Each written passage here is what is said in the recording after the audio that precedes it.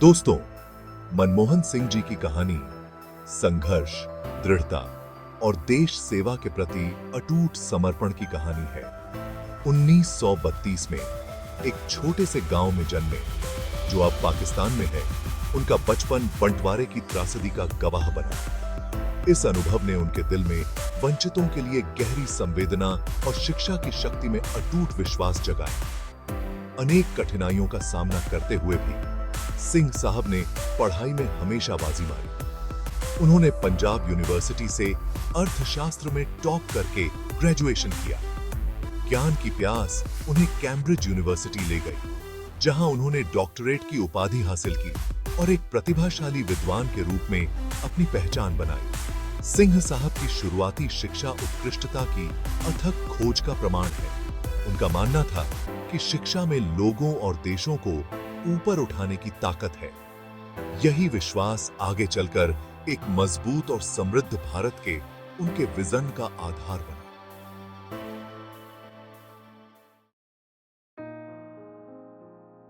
किस्मत के अपने ही रास्ते होते हैं। मनमोहन सिंह जी के लिए नियति ने जनसेवा का मार्ग चुना। उन्होंने एक आर्थिक सलाहकार के रूप में अपने करियर की शुरुआत की। पर्दे के पीछे से नीतियों को आकार दिया। उनकी तेज बुद्धि और वैश्विक अर्थशास्त्र की गहरी समझ ने जल्द ही सबका ध्यान खींचा। उन्होंने रिजर्व बैंक ऑफ इंडिया से लेकर योजना आयोग तक कई महत्वपूर्ण पदों पर कार्य किया। हर भूमिका ने उन्हें भारत के आर्थिक ढांचे को मजबूत बनाने का अवसर दिया। उनका दृष्टिकोण हमेशा व्यावहारिक रहा, जो आंकड़ों पर आधारित और समावेशी विकास के प्रति समर्पित था। राजनीति में सिंह साहब का आना सत्ता की चाह नहीं, बल्कि सेवा का आह्वान था। वे समझते थे कि वास्तविक बदलाव के लिए सिर्फ ज्ञान ही काफी नहीं है। इसके लिए राजनीतिक इच्छा शक्ति और साहसिक सुधारों को लागू करने की हिम्मत चाहिए।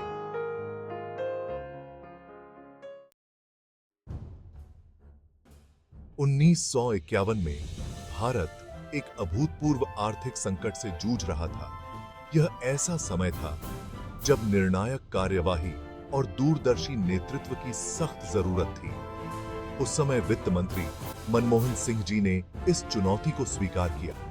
उन्होंने दशकों पुरानी समाजवादी नीतियों को बदलकर आर्थिक उदारीकरण का एक नया युग स्थापित किया। उनके सुधार साहसिक और परिवर्तनकारी थे।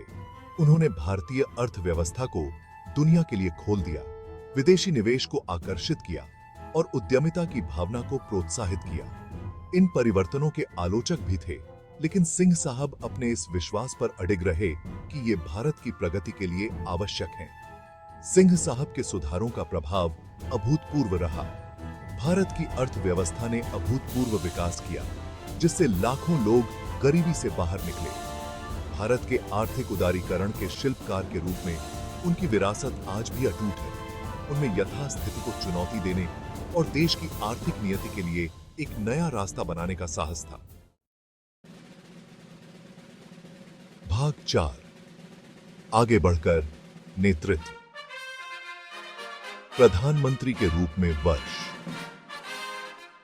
2004 में मनमोहन सिंह जी ने भारत के पहले सिख प्रधानमंत्री बनकर इतिहास रचा।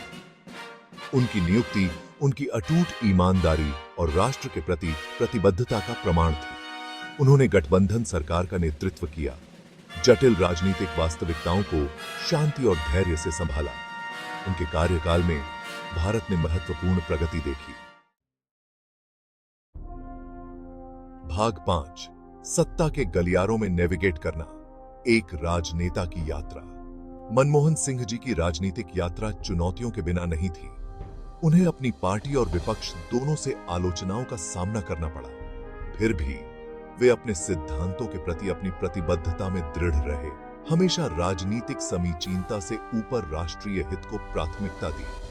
उन्होंने कभी भी कठोर फैसले लेने से गुरेज नहीं किया, भले ही वे अलोकप्रिय ही क्यों न हो। उनके कार्य हमेशा उनके मजबूत नैतिक दिशा निर्देशों और संवाद और सर्वसम्मति की शक्ति में उनके अटूट विश्वास से निर्देशित होते थे। अपने पूरे राजनीतिक जीवन में सिंह साहब ने विपत्ति का सामना अनुग्रह और लचीलापन के साथ किया। वे समझते थे कि नेतृत्व लोकप्रियता के बारे में नहीं है, बल्कि ईमानदारी और अटूट प्रतिबद्धता के साथ राष्ट्र की सेवा करने के बारे में है।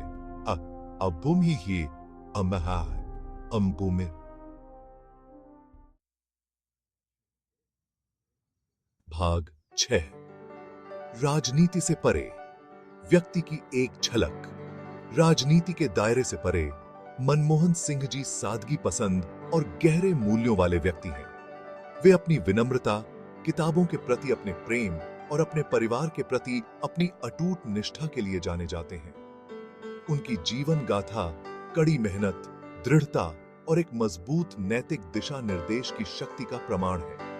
उन्हें उनके साथियों द्वारा बहुत सम्मानित किया जाता है और लाखों लोग उनकी बुद्धि, ईमानदारी और लोक सेवा के प्रति अटूट प्रतिबद्धता के लिए उनकी प्रशंसा करते हैं। उनकी जीवन गाथा भारतीयों की पीढ़ियों को प्रेरित करती रहती है।